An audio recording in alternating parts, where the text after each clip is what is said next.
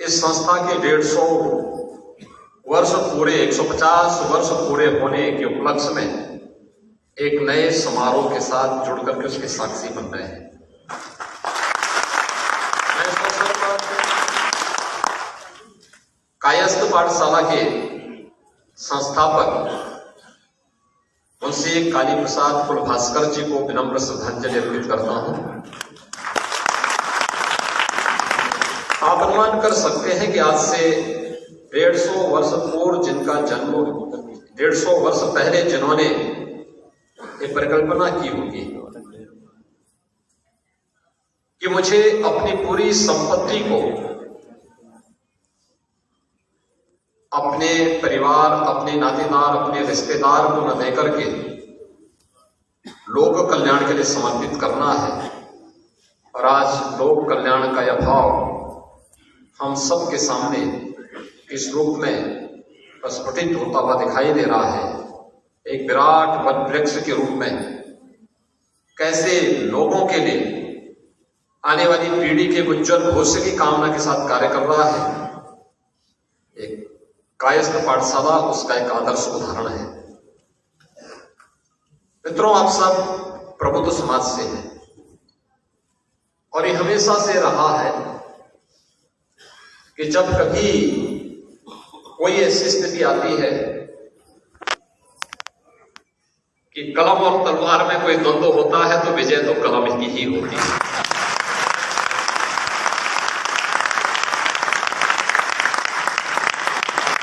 कुछ देर तक तलवार भले ही भय और दहशत का माहौल पैदा करे, लेकिन अंततः विजय सदैव कलम की हुई है, क्योंकि वह उस कलम का उपयोग लोक कल्याण के लिए, सत्य के मार्ग का अनुसरण करके, सदाचार के मार्ग का अनुसरण करने के लिए करता है। और आप सबको गौरव की अनुभूति होनी चाहिए। पूरा भारत इस बात पर गौरव की अनुभूति करता है। याद करिए, स्वामी विवेकानंद ने 1893 में वैश्विक मंच पर जाकर के भारत के वैदिक परंपरा को जिस मजबूती के साथ रखा था,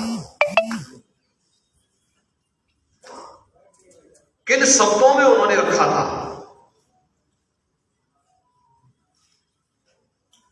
और भारत के बारे में जो दुनिया की राय थी, दुनिया की जो भ्रांतियां थी, उनको उन्हीं के बीच में जाकर के जिस प्रकार से उनकी धारणा को निर्मूल साबित करते हुए भारत की श्रेष्ठता को, भारत की संस्कृति और भारत की परंपरा की मूल्यों और आदर्शों को वैश्विक मंच पर एक सम्मानजनक स्थान दिया था, वह कौन भारतीय विस्मृत कर लेता है। हर भारत का नागरिक स्वामी विवेकानंद के प्रति श्रद्धा और सम्मान का भाव रखता है। और स्वामी विवेकानंद ने एक बात कही,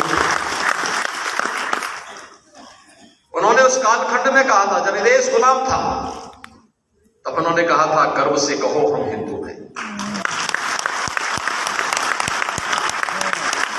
स्वामी विवेकानंद ने ये नहीं कहा, और ठीक है, एक परंपरा में सन्यासी थे, भारत की वैदिक परंपरा पर उनको गौरव की अनुभूति होती थी। उन्होंने व्यक्ति, जाति, मत और मजहब का नहीं, उन्होंने अपनी पहचान को वैश्विक मंच पर जो सम्मान दिलाया। नहीं तो हिंदू कहने में लोग संकोच कर रहे थे, लोगों को संकोच होता था, लेकिन स्वामी विवेकानंद को ये कहने में कोई संकोच नहीं था। उन्होंने कहा, हमें हमारे लिए गौरव की बात होनी चाहिए। और जिस मजबूती के साथ स्वामी विवेकानंद ने बात दुनिया के मंचों पे कही, भारत के विभिन्न मंचों पे कही, स्वामी विवेकानंद के मत का कोई आज तक खंडन नहीं कर पाया। कोई नहीं कह पाया कि स्वामी विवेकानंद ने गलत कहा था। भाइयों बहनों, कौन ऐसा कालखंड है जब इस प्रबुद्ध समाज ने एक नेतृत्व न दिया हो? देश की आजादी के लिए तड़प रहा भारत। आजाद हिंद फौज के माध्यम से नेताजी सुभाष चंद्र बोस ने भी तो आजाद किया। तुम मुझे खून दो, मैं तुम्हें आजादी दूंगा, ये भारत का नारा बन गया। कांग्रेस की राजनीति आजादी के पूर्व ही जिस कुटिलता की चपेट में आ गया था, उसका खामियाजा नेताजी सुभाष चंद्र बोस को भरना पड़ा था। और उन्होंने उसे ठुकरा करके आजाद हिंद फौज का गठन करके भारत की स्वाधीनता के लिए जिस अभियान को आगे बढ़ाया, वह किससे छुपा हुआ है? कौन उसको विस्मृत कर सकता है? और कौन ऐसा भारतीय होगा जो नेताजी सुभाष चंद्र बोस के प्रति नतमस्तक न होता होगा?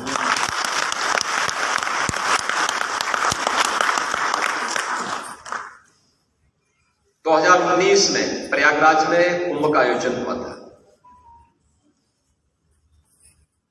मैं प्रयागराज के किले में अंदर गया ये देखने के लिए कि वहां पर अक्षय वट है, वहां की व्यवस्था कैसी है, कैसे उसको हम श्रद्धालु जनों के लिए खोल सकें।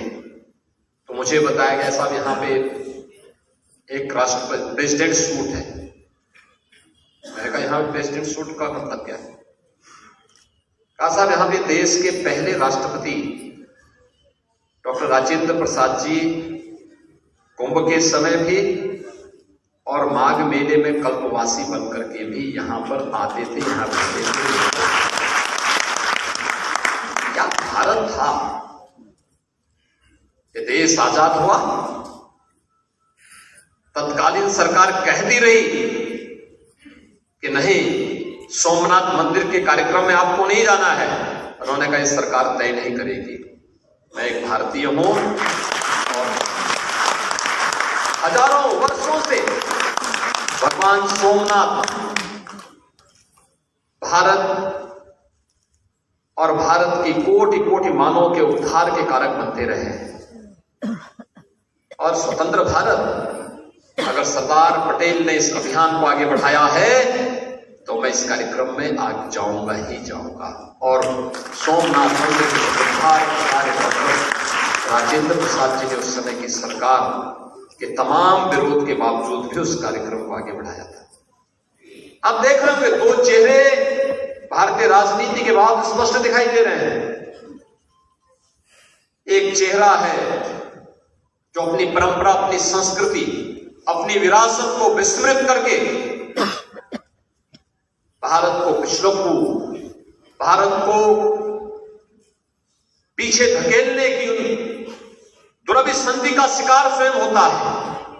लेकिन एक परंपरा वह है जो कलम का उपासक होते हुए वह कभी भी अपने मूल्य और सिद्धांतों से अडिग हुए बगैर इस देश को विपरीत परिस्थितियों में नेतृत्व देता है। लाल बहादुर शास्त्री को कौन विस्मृत? देश के अंदर प्रधानमंत्री के रूप में एक अल्प कार्यकाल शास्त्री जी को प्राप्त हुआ था, लेकिन वह कार्यकाल अपने आप में एक मानक बना था देश की राजनीति के लिए, देश के संस्थाओं के लिए।